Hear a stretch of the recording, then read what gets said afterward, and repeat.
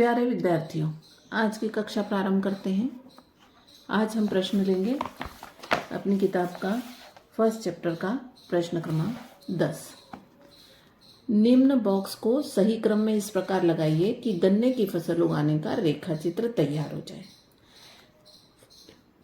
पहले नंबर पे बुक में लिखा हुआ है प्रश्न में, फसल को चीनी मिल में भेजना, 2 पे सिंचाई, 3 पे कटाई, 4 पे बुआई, 5 पे मिट्टी तैयार करना, खेत की जुताई 6 नंबर पे, 7 नंबर पे खाद देना।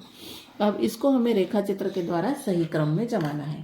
तो सही क्रम इस प्रकार है, पहले नंबर पे आएगा मिट्टी की कटाई, फिर आएगा जुताई, फिर बुआई, खाद देना, सिंचाई, कटाई और फिर फसल को चीनी मिल में भेजना। प्रश्न का उत्तर हमें रेखा चित्र के द्वारा समझाना है और रेखाओं के द्वारा इसको इस प्रकार से इंगित किया जाता है, तो इस प्रकार से एक रेखा चित्र तैयार होता है।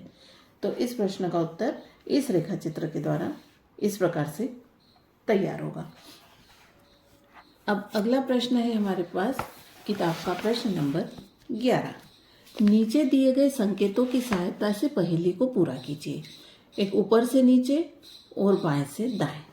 अब ये पहेली इस प्रकार तैयार की गई है। तो ऊपर से नीचे है सिंचाई का एक पारंपरिक तरीका, सिंचाई का एक पारंपरिक तरीका। और यहाँ पर हमें पहले नंबर पे चूंकि हमें ऊपर से नीचे हल करना है, पहले नंबर पे र शब्द लिखा हुआ है, तो तरीका आएगा रहट, रहट। फिर नंबर 2 पे बड़े पैमाने पर पालतू पशुओं की देखभाल करना। नंबर 2 पे प, यहाँ पे पशुओं की देखभाल करना, शु ऑलरेडी लिखा हुआ है, तो हम यहाँ पे लिखेंगे प शु पा ल न। बड़े पैमाने पर पशुओं की देखभाल करना पशुपालन कहलाता है। नंबर 3 पे आएगा फसल, जिन्हें वर्षा ऋतु में बोया जाता है। 3 नंबर पे अंत में फ लिखा हुआ है, यहाँ पर स्टार्ट करेंगे हम ख री फ, खरीफ की फसल। ये यहाँ तक हमारा कंप्लीट होता है। फिर 6 नंबर पे फसल पक जाने के बाद उसे काटना, तो 6 नंबर पे हमें ऑलरेडी आखिरी वर्ड ई दिया है, तो हम प्रारंभ करेंगे क टा ई, ये कटाई बनता है।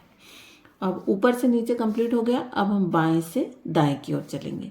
नंबर 1 पे शीत ऋतु में बोई जाने वाली फसलें, तो नंबर 1 पे हमें बाएं से दाएं चलना है, तो र ऑलरेडी लिखा हुआ है, तो शीत ऋतु में बोई जाने वाली फसलों को कहते हैं रबी की फसल। चौथा नंबर पे एक ही किस्म के पौधे जो बड़े पैमाने पर उगाए जाते हैं, उन्हें फसल कहते हैं। इस प्रश्न का उत्तर हम पहले भी पढ़ चुके हैं, फ लिखा हुआ है स ल। 5वां रासायनिक पदार्थ जो पौधों को पोषक प्रदान करते हैं, इसमें आएगा उर्वरक, उर्वरक, ये ऑलरेडी वर लिखा हुआ था। अब 7 नंबर पे खरपतवार हटाने की प्रक्रिया, खरपतवार हटाने की प्रक्रिया को कहते हैं निराई।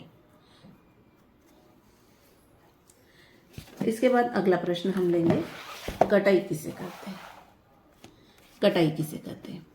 इसका उत्तर है फसल पक जाने के बाद उसे काटना कटाई कहलाता है। एक अनाज की फसल को पकने में लगभग 3 से 4 महीने का समय लगता है। अगला है फसल के बीज या दानों का भंडारण किस प्रकार कहता है। फसल की कटाई करके तो रख ली, लेकिन उस फसल के बीजों या दानों का भंडारण किस प्रकार करेंगे, इसके लिए और ये कार्य हमें बहुत सावधानी पूर्वक करना पड़ता है, क्योंकि अधिक समय तक भंडारण करने के लिए उस फसल के दानों को किसी प्रकार का नुकसान नहीं होना चाहिए, वे सड़ना नहीं चाहिए, खराब नहीं होना चाहिए, इसलिए उनका भंडारण करते समय अधिक सावधानी रखनी पड़ती है। तो फसल के बीजों या दानों का भंडारण किस प्रकार किया जाता है।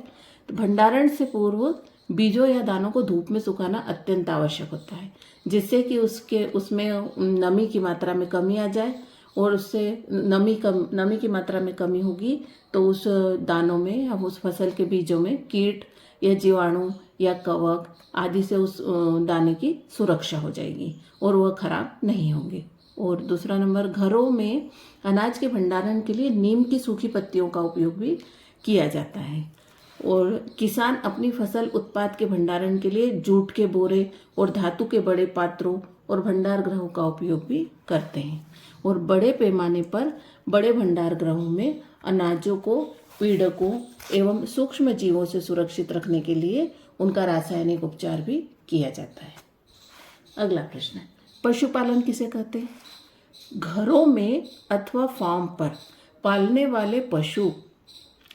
वाले पालतू पशुओं को उचित भोजन, आवास और देखभाल की आवश्यकता होती है, और जब यह कार्य बड़े पैमाने पर किया जाता है तो उसे पशुपालन कहा जाता है। अकॉर्डिंग टू मी यहाँ पर अपना पहला चैप्टर समाप्त होता है। जो हमने प्रारंभ किया था फसल उत्पादन एवं प्रबंधन, यहाँ पर हमारा पहला चैप्टर समाप्त होता है।